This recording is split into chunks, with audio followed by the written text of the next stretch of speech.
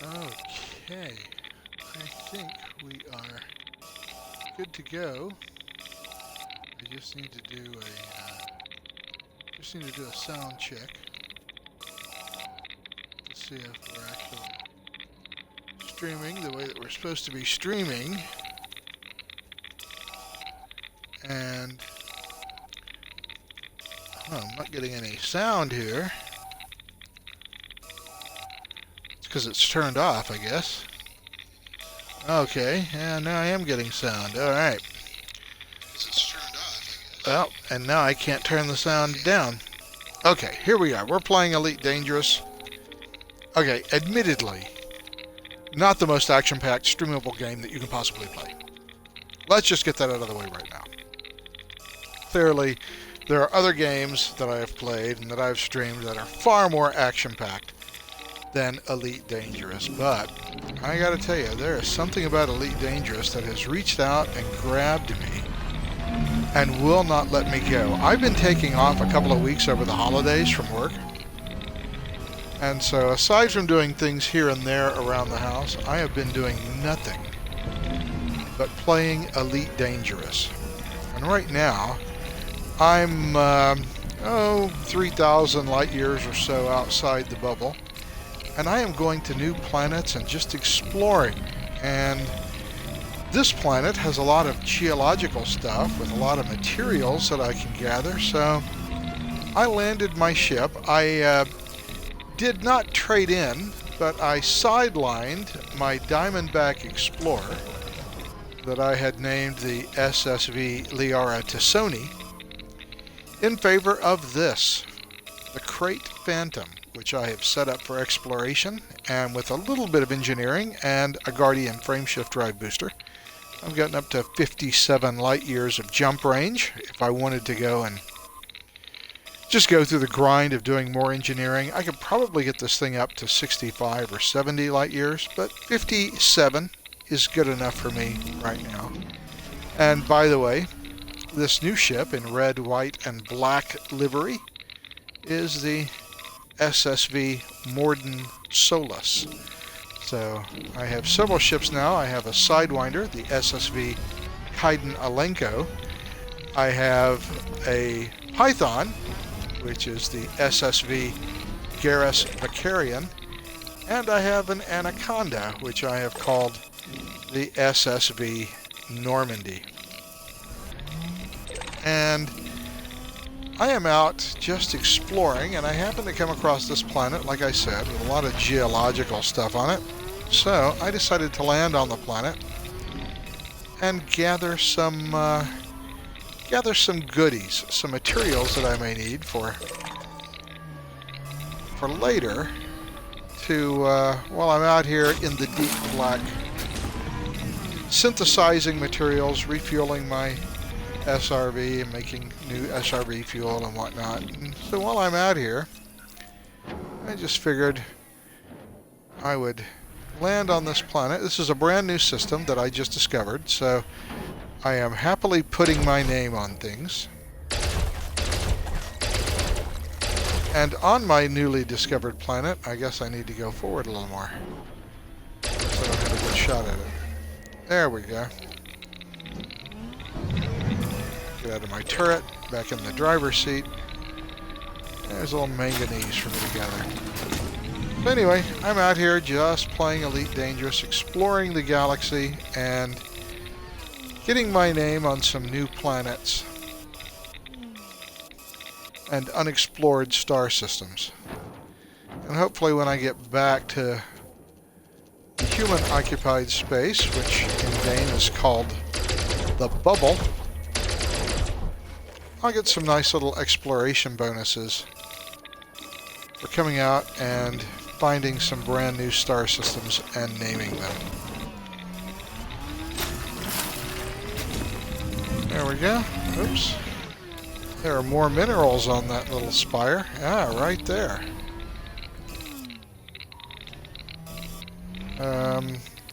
Yeah, sometimes it's just easier to go into turret mode to shoot these things.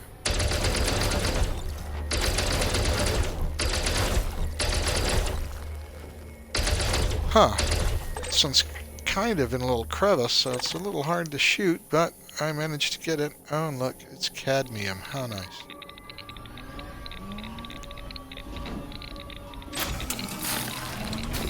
There we go. Scoop that up in my cargo scoop. Boy, this thing is just full of useful materials, this little area that I found on this unexplored planet.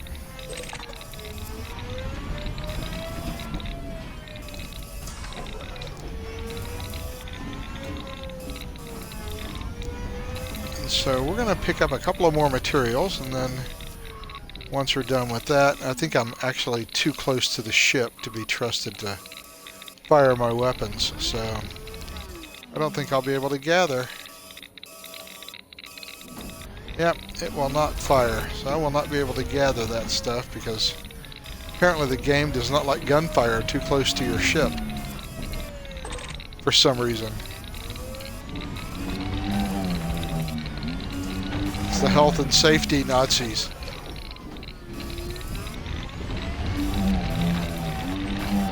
They want to keep you from having fun for your own good. By the way, let's check my SRB status. Okay, 84% fuel. I am in good shape. Alright, there's some more materials right there beside me. So, let's go up in the turret. Shoot them off the rock.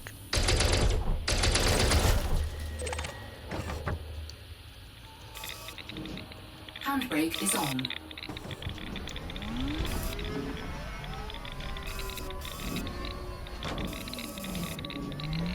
Uh-oh. Can't quite get to it. There we go. Oh, look at that.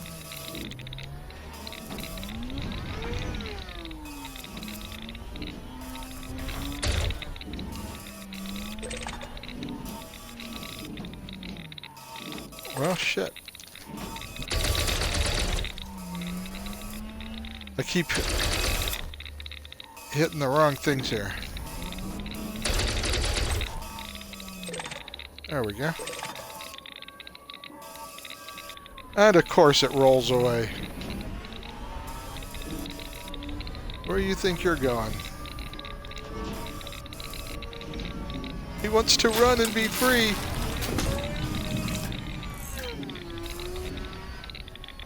So was there another piece of, I thought there was another piece of geology here that I could shoot at, but I guess not.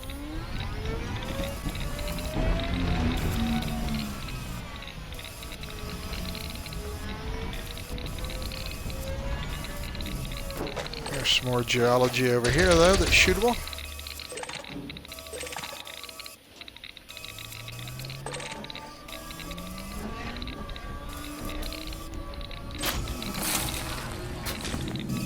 There we go.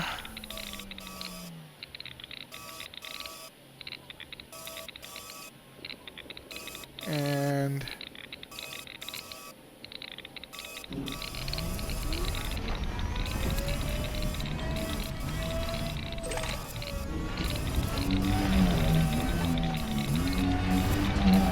I also like zipping around on my little scarab on planet surfaces.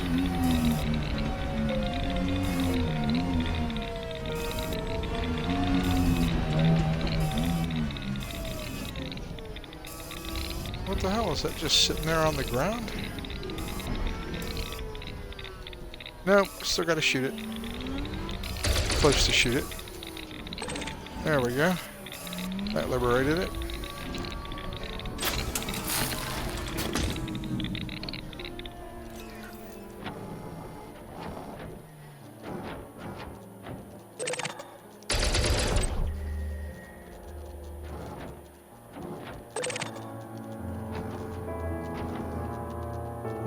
That's still on the other side of the rock, so fine. We will see if we can back our way to it. Back it into our cargo scoop. Nope, guess we can't.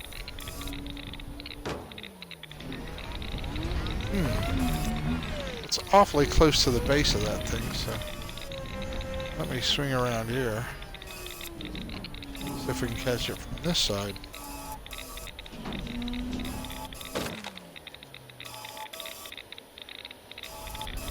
Oh, well. Hell, it's not selected, so the cargo scoop won't pick it up. Okay, there we go. I got it.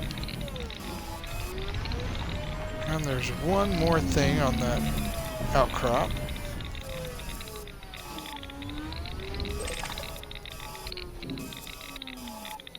Somewhere.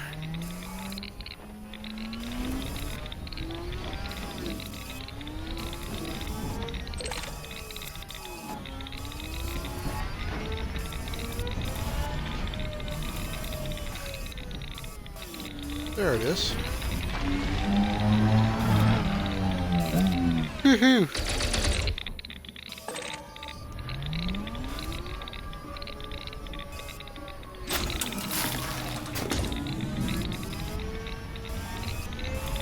By the way, this is my first extravehicular activity outside my new Crate Phantom. I was looking for an exploration ship that gives me a little more margin for error than the Diamondback. The Diamondback had great jump range, like 70 light years, but not a lot of spaces for repair modules and stuff like that in case you get yourself in trouble. So I decided to go all out and spend the money on a Crate Phantom. It was a choice between the Crate Phantom and the Asp Explorer. Everybody in the game uses the Asp Explorer, and frankly, even though it costs substantially more money in game,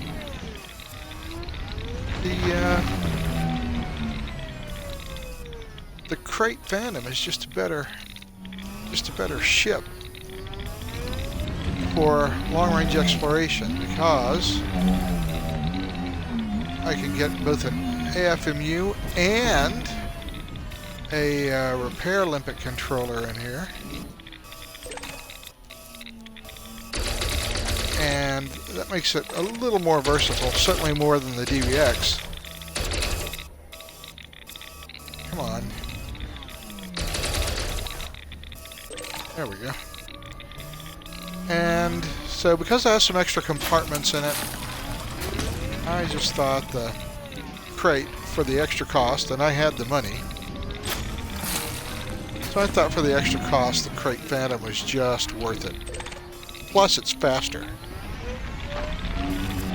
and more fun, and even though it kills my jump range a little bit, just in case I run into bad guys out here while I'm in the black, I got some guns. There are two medium hardpoints on this ship. I'm sorry, two level 3 hardpoints, large hardpoints. So I've got a multi-cannon and a beam laser, so just in case I run into aliens out here, I gave up the extra 2 light years jump range just to give me the ability to do some self-defense against the xenomorphs that might be running around back out here. Alright, well, we've had lots of fun riding our dune buggy on a uninhabited planet.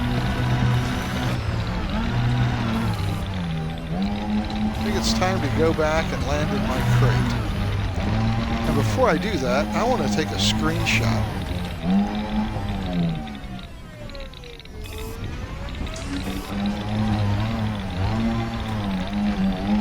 So I want to go around to the rear of my crate.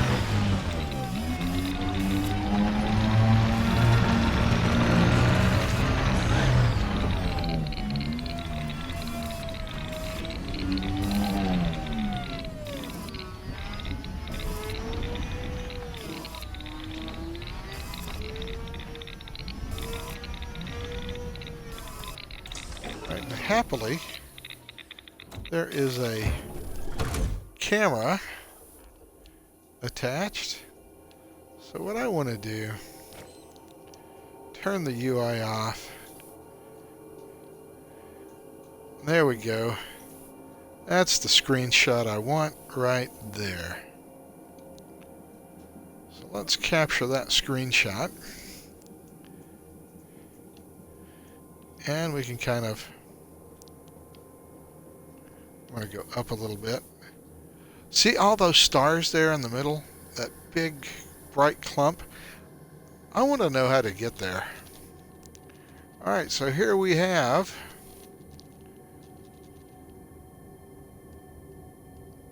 my Krait Phantom.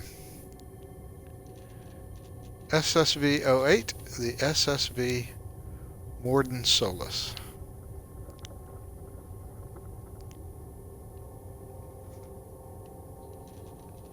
Uh-oh, what happened to my camera?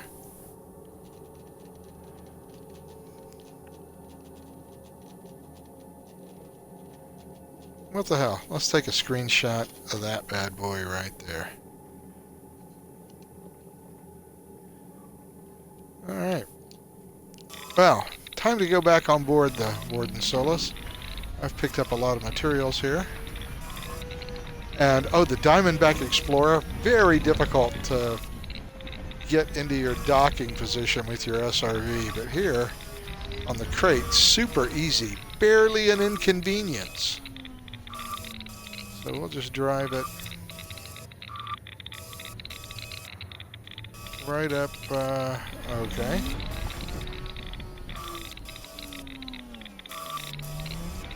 Was I not properly aligned with the hangar? What's going on here?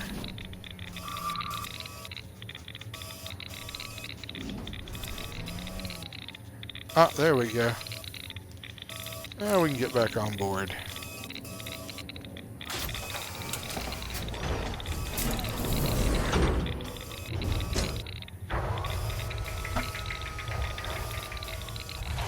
Alright, and we're back on board. Head back into the cockpit. And it's about time to take off from this planet, so let's launch.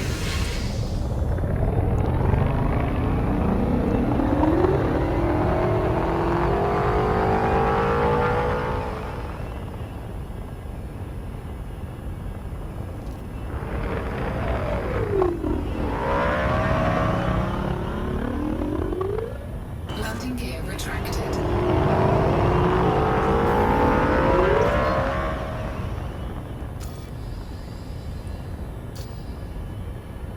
We got away from the planet here. Frameshift drive charging. Head back into space. 4, 3, 2, 1. Engage.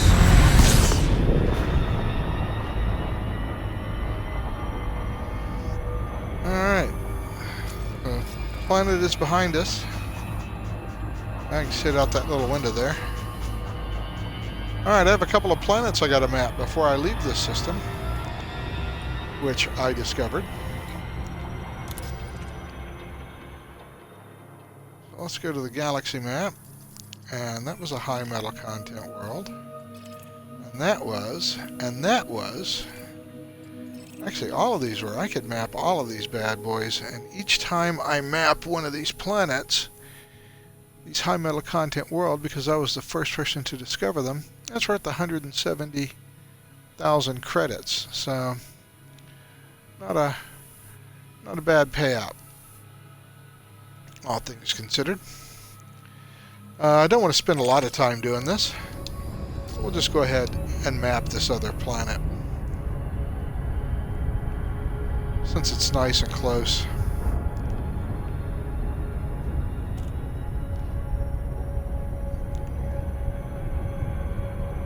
"17 light seconds away, not a problem."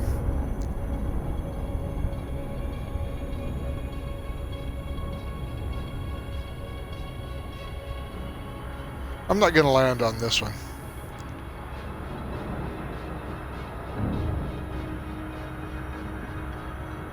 But I am going to go ahead and map it and take the money. Then we'll jet off to another system and see if that's unexplored as well. So we'll head out and catch as many unexplored systems as possible. And of course the exploration itself not the most exciting thing in the world unless you're really into the game. But there's something about this game that really just grabbed me right from the second I started playing it. I haven't done any combat, I haven't done any PvP or anything like that.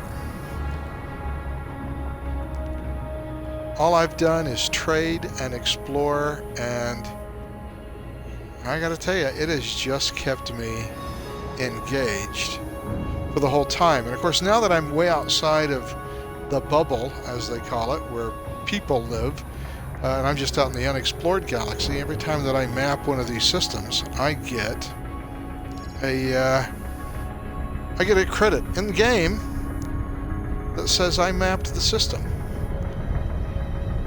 On the, that someone comes to one of these 400 billion suns in the Milky Way galaxy.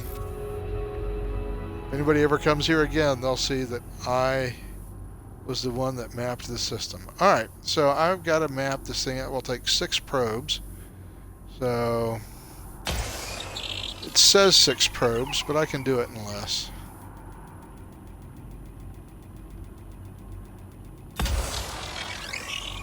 I can do it in 5, I think.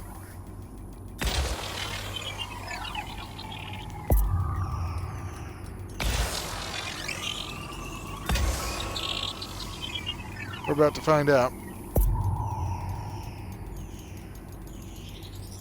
Surface scanned by 50%. Yeah, it's looking pretty good for me to do it in 5. There we go. Complete. Did it in 5 probes instead of 6. Great. Alright. I've got one more planet that I want to map here in this system, which is that one. Thankfully, these things are all really close to where I am. So getting to them and mapping them is not that big of a pain. It's worth the 160,000 credits I'll get on my return. Go ahead and map them all.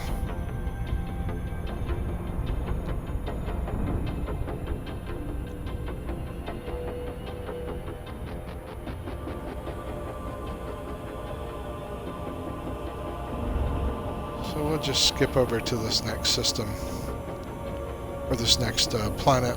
We'll map it. Actually have one more planet to map, then we'll head to a new system. See if we can put our name on a whole bunch of stuff in that system too.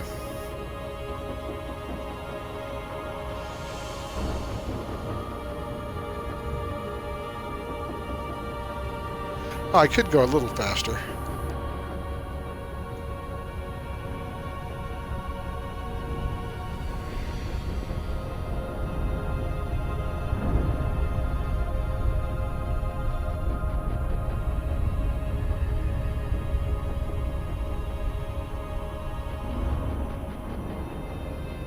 Now, one of the things that I don't have on this ship that I have on all of my other ships is a Super Cruise Assist computer. And I find that super useful when out in the bubble, but for this particular game, or this particular session, as I'm just doing exploring out in the great beyond, Super Cruise Assist not all that useful. So I ditched it on my crate in favor of the planetary vehicle hangar so that I could go pick stuff up on the planet.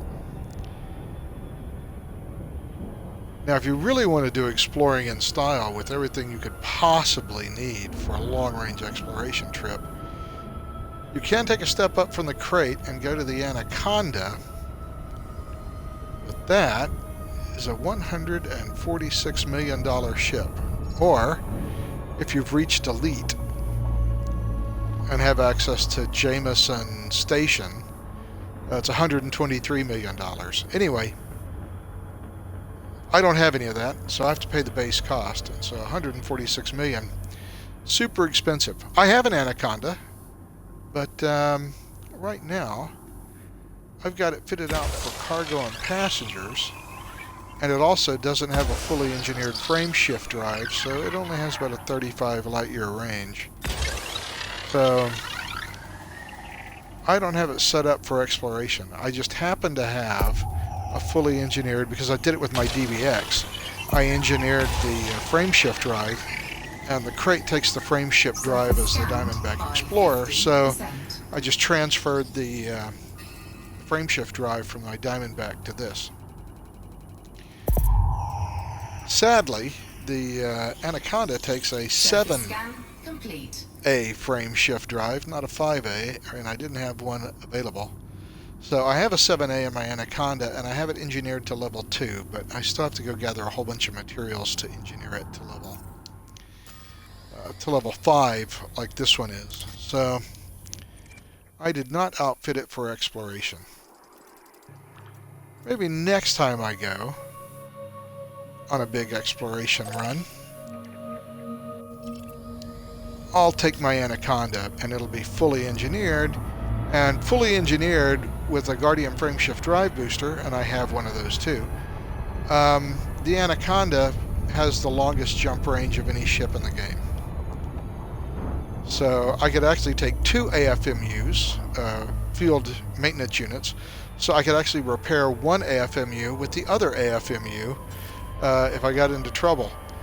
So, and there's plenty of cargo space. I have plenty of cargo storage for like repair limpets and stuff like that. So the Anaconda, oh, I screwed that up. Alright, we'll have to do it here. The Anaconda has a great range and the ability to carry everything. The trouble with the Anaconda is it's just huge. And if you want to land at any outpost, you can't do it in the Anaconda because it takes a large landing pad. So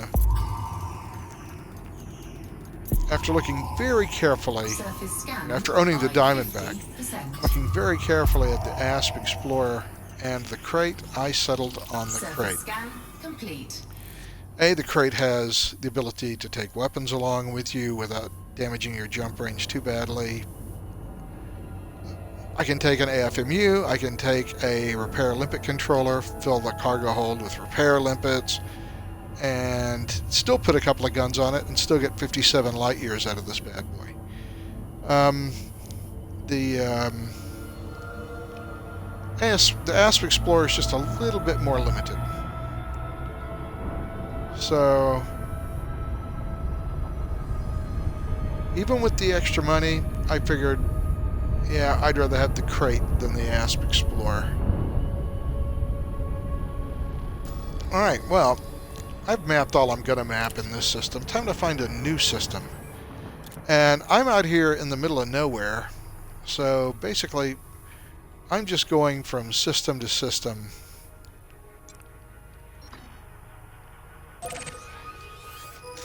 And just seeing what's in that system and seeing if it's been explored. So Frameshift drive charging. I've done everything I wanted to do here. So let's go to a new system and see what we can find. 3, 2,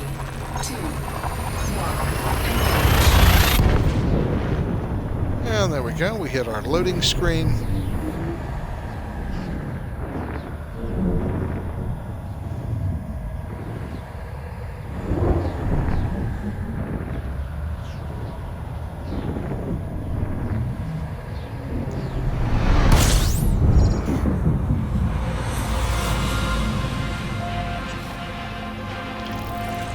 Alright, let's scan the system. 16 bodies in the system. Fuel scooping. There we go. I just wanted to do a little fuel scooping to fill up the tank. Nice thing about the crate also, it takes a 6A fuel scoop, so I can scoop in fuel really quick. Alright. So let's get moving away from the suns to get them out of our way, and let's look at the system map and see if anybody has ever been here before. No, I am the first person in this system. Alright, well, good for me. So I get to put my name on this system when I get back. And so now we can go to the full spectrum scanner. There is nothing in this system but rocky bodies. So this will not be a very lucrative system to map.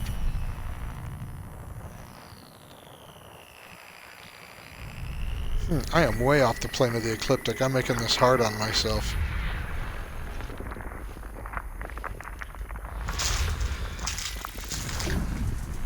Alright, each time I hit one of these stupid icy bodies or rocky bodies, it's only worth 1,500 credits.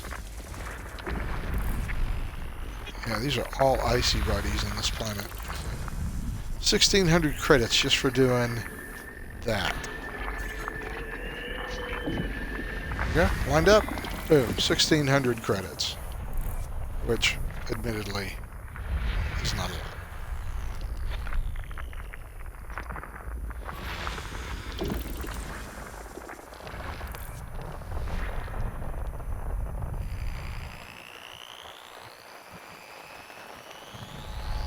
I am so far outside the ecliptic now.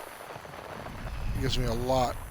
I'm going to have a lot of room that I have to scan here to see if I can find some more planets.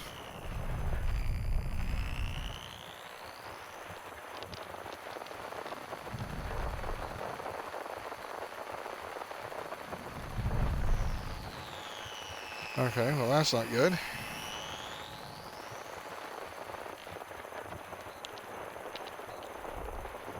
There we go. There's a couple right there.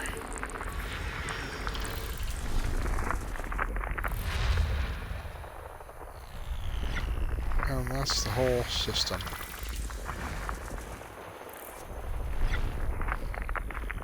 System scan complete. Alright, well that's great. Let's go to my system map, see what this place actually looks like.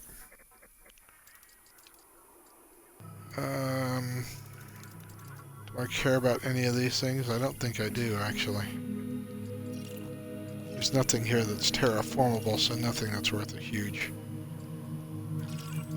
payout, so I'm not even going to worry about it. One cool thing outside of the standard map that I saw was this, the orbital map.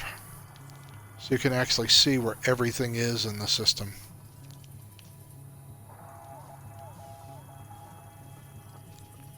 So this shows you where all the actual items are.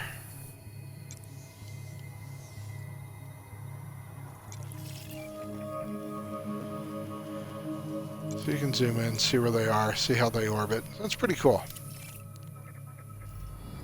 But not very useful for me right now, since I need to go somewhere else. So, alright, well, let's just go there.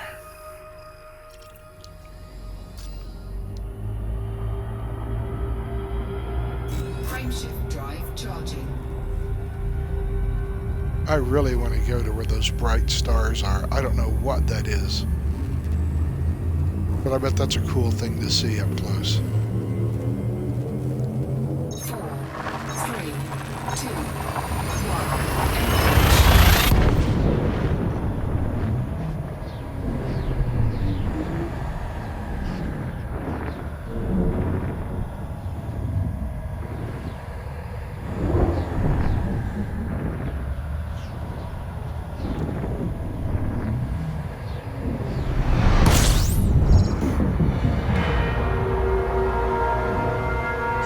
Fuel scooping complete. System scan complete.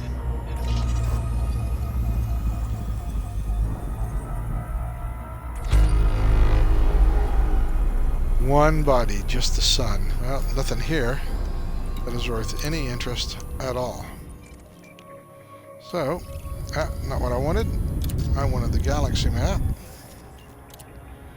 So what's the next system on our list? I guess it's this one. Frameshift drive charging.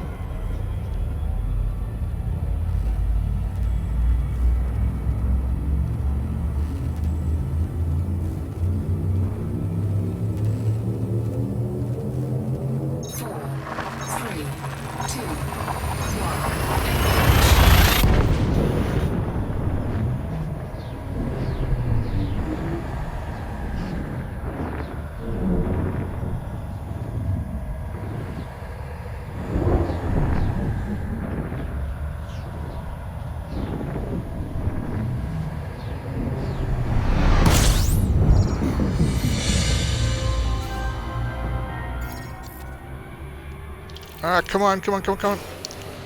What the hell? Temperature critical. I have no idea what I hit, but I was in the wrong frickin' mode, and I could not stop my ship. So great. I am going to kill myself. Almost running it into the sun. What the hell happened? I wasn't there. I have no idea what mode I was in or what screen I was looking at. I must have hit something System scan accidentally. complete. Oh my god, I almost killed myself. And my frame shifter. Okay, how badly did I damage anything? Did I damage anything? Yep. I did a little bit of damage. Damaged my thrusters. Anything that I stop to repair will stop my ship. You know what? Cannot comply. Frameshift drive We're going to charging. go ahead and move on. We'll find a place I can stop, and then I'll go ahead and do the required repair stuff. Okay, why is it so hot? What is burning up?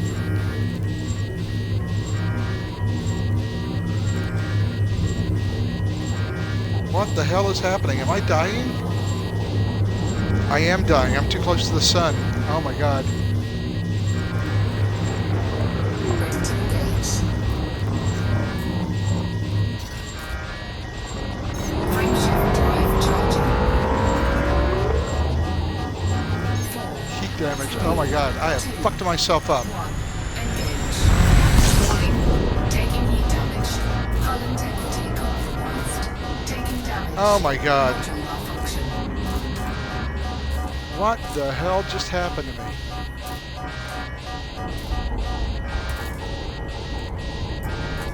Module malfunction. I'm losing cargo. Great.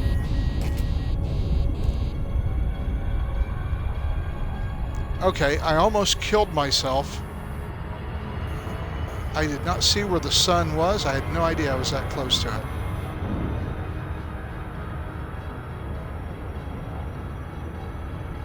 Okay. Well, I am in a bit of a pickle now. All because I hit some button on the controller and I could not control my ship. I had no idea how to get out of the mode I was looking at whenever I went into that system. That's never happened before, and it almost killed me. It almost cost me everything. Which, oh, by the way,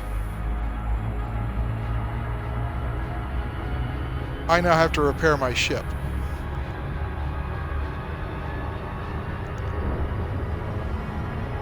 So let me get away from the sun.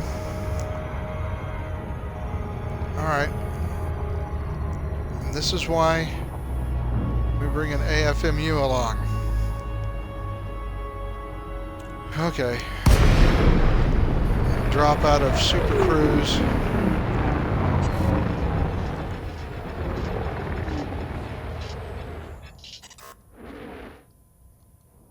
Alright. Now I do have to fix something, because God only knows how badly things are. Okay, my thruster is 85% damaged. Alright. Well, we gotta repair them. Guardian frameshift drive booster, 74%. Alright, that's gotta be fixed.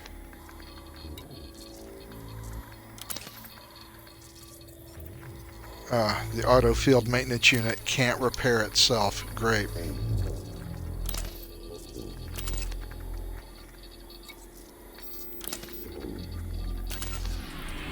offline. Yeah, I know. Everything is offline.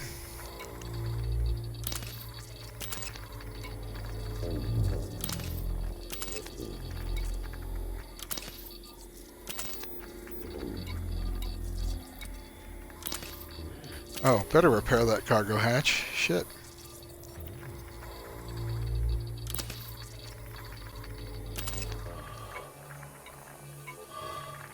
Wow. I did a lot of damage to myself.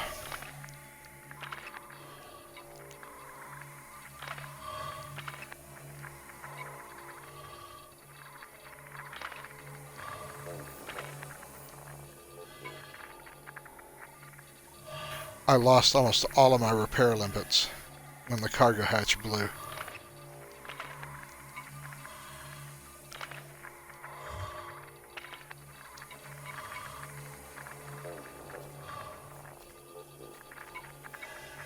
Module repaired. Alright.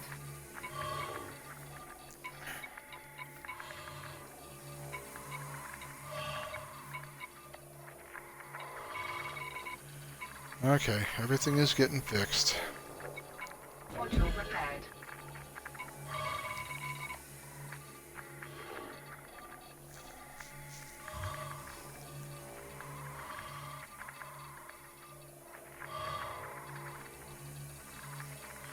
Wow.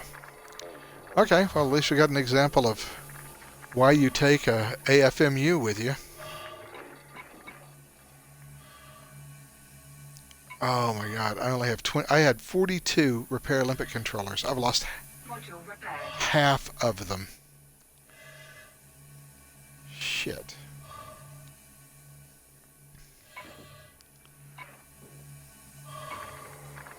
Yeah. I almost died. Great.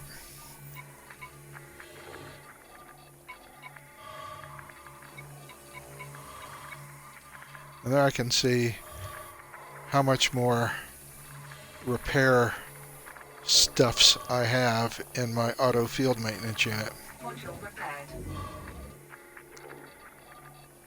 as it's fixing everything. Module repaired.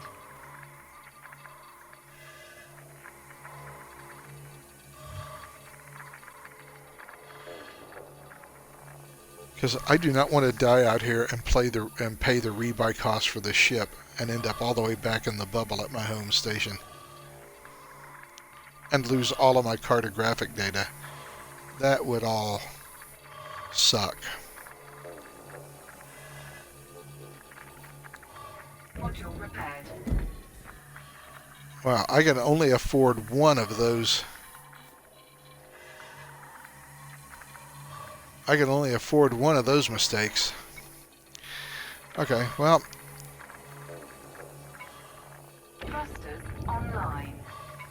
I can get everything back online here. Module repaired.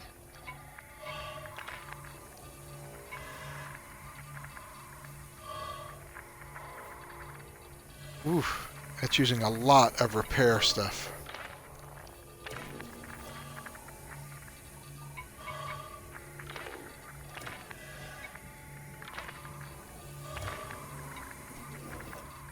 Module repaired.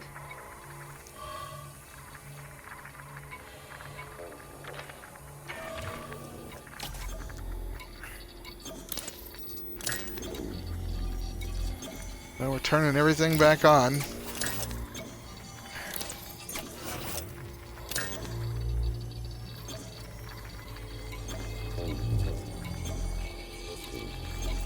Module repaired.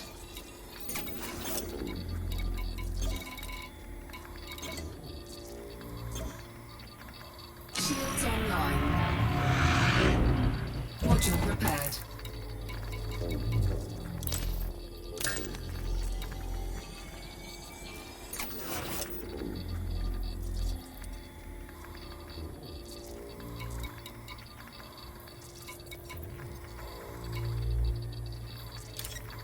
Module repaired.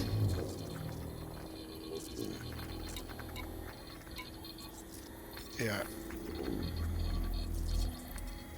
Oh, I'm running out of repair shit.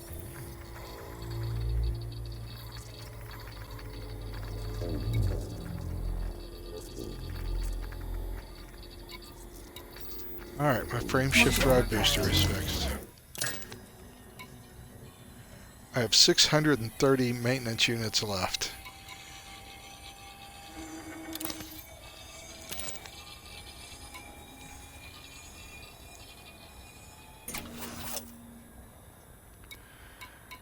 Alright, everything has been fixed.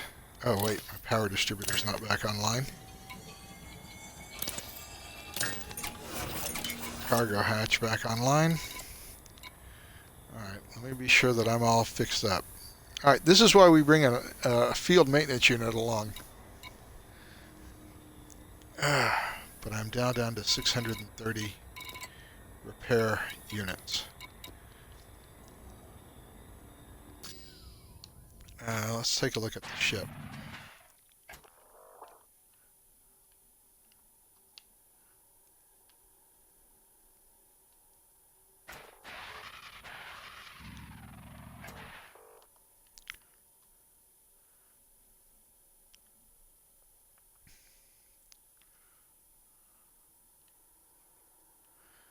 Alright, well, I guess I'm still alive.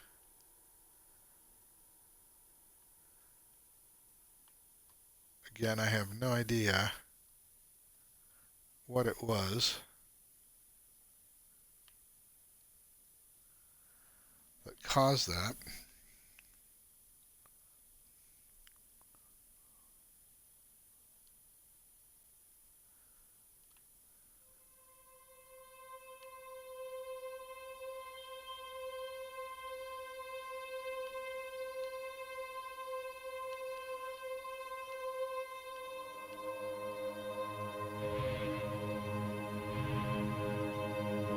Okay, why is that side in white and this side is in black? I don't think that's how I set it up.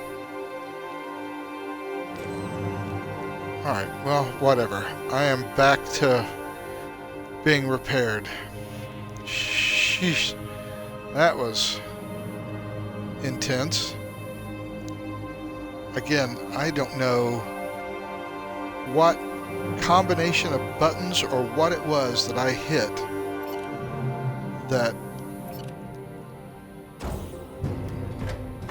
Alright, let me just try one of my repair limits to see if I actually need anything fixed.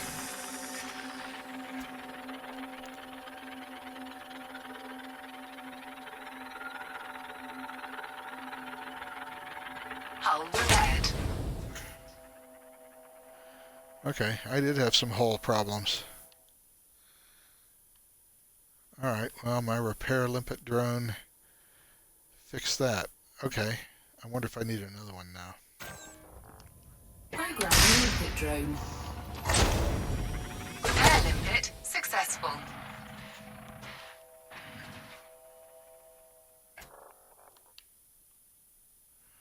Okay, I guess that was the only hull fix I needed. Alright, well, I'm still alive.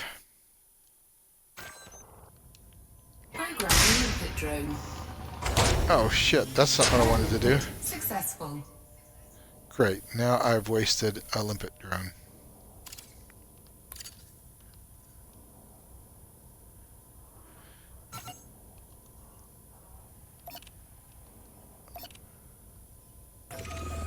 Alright, well, let's take a look at the system we're in. It only has 2 planetary bodies, huh? Cannot comply. Frameshift drive charging.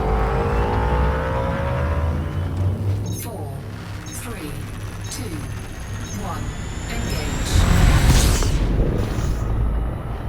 Ooh, okay, well, that was a bit of tension there. We almost died. But we didn't, thank goodness. So now I can continue to run around and explore the sector.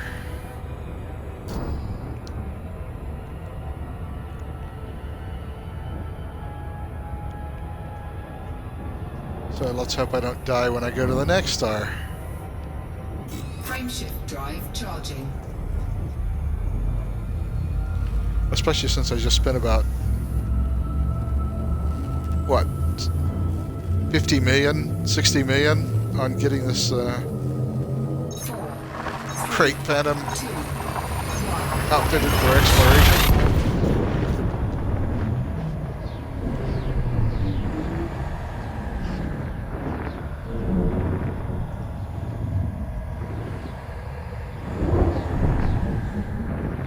I think that AFMU just saved my ship, though.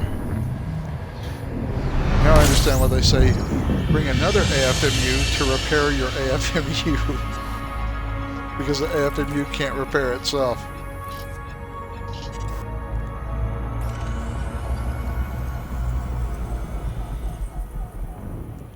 System scan complete. Okay, apparently this star is not scoopable.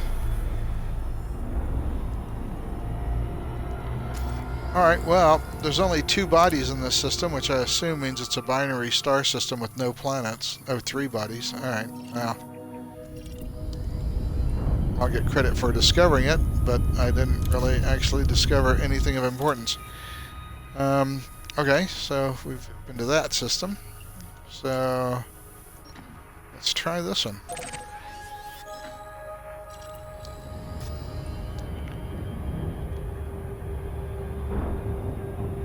Frameshift drive charging.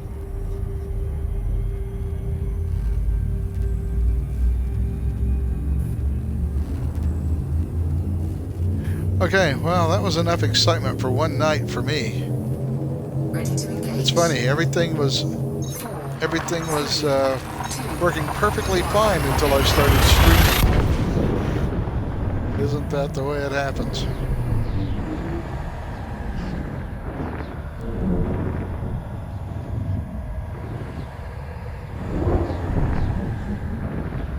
Alright, well, I have now seen, I've never used the AFMU before or the repair limit controller. This is the first time I've ever had to. So, okay, now I know how those things work. fuel scooping. Fuel scooping complete. Alright, let's scan the system. Ah, 10 bodies. Alright, well, let's check the galaxy map and see if anybody's ever actually been here before.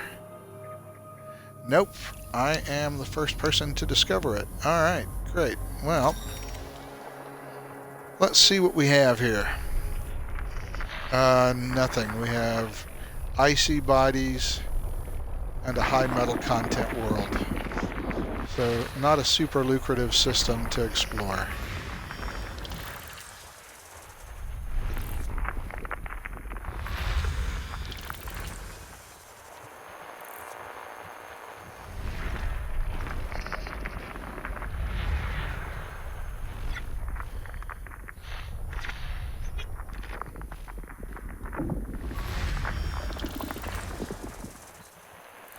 Alright, well, there we go. That's a taste of the danger of exploration and how badly things can go wrong simply because you hit the wrong button on your controller and went into a mode that you've never seen before. Lose control of your ship, end up too close to the sun, almost fry to death. Yeah, exploration. It's fun. And by the way, I think the buyback cost on this ship, even with insurance, if I get it destroyed, would be $9 million. And I would lose all of my exploration data, which I probably have more than $9 million in exploration data at this point. But it would all be gone, completely gone, and this entire session would be wasted if I died out here. So now I kind of want to know what's the nearest station to my location. Alright, let's take a look at the system map, see what we got here. All icy bodies in one. Scan complete. High metal content world all the way out here. Not even terraformable, so it's not even worth going to take a look at. I can land on one of the moons, but we've already been on planets, so we've already seen that. Heck, this stream. Alright, well, I didn't want to spend a lot of time in the stream because I didn't want to do a lot of exploration which is kind of boring. But hey, I got something interesting out of it anyway. Almost dying in exploration. So I guess that's worth it. Anyway, I'm going to go ahead and end the stream now. I just wanted to stream a little bit of exploration tonight, but I've done that, and I think I have to recover from my heart attack. I'm almost dying, and I'll be back again soon. Thanks for watching. So long.